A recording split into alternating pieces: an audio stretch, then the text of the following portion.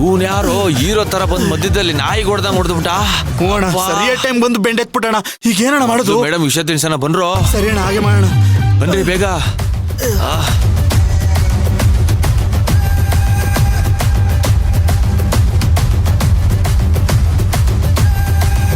ಏಯ್ ಚಿಕ್ಕಿ, ಏನೇ ಮಾಡ್ತಿದ್ದೆ? ಸರಿ ಬಾ.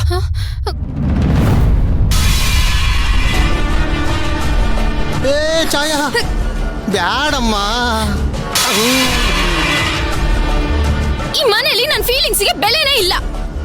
ನನ್ನ ಫೀಲಿಂಗ್ಸ್ ಅರ್ಥ ಆಗಲ್ಲ ಅಂದ್ಮೇಲೆ ಈ ಮನೆಗೆ ಏನು ಕರ್ಕೊ ಬಂದ್ರಿ?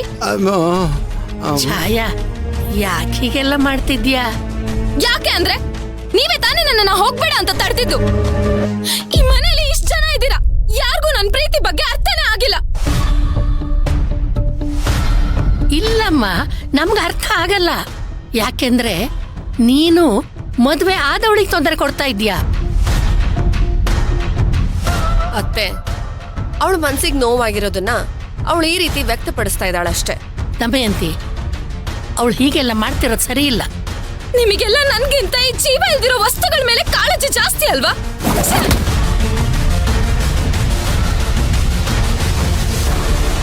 ಈ ಮನೇಲಿ ನಾನು ಯಾರಿಗೂ ಬೇಡವಾಗ್ಬಿಟ್ಟಿದ್ದೀನಿ. ನಾನು ಇದ್ರೆಷ್ಟು ಹೋದ್ರೆಷ್ಟು.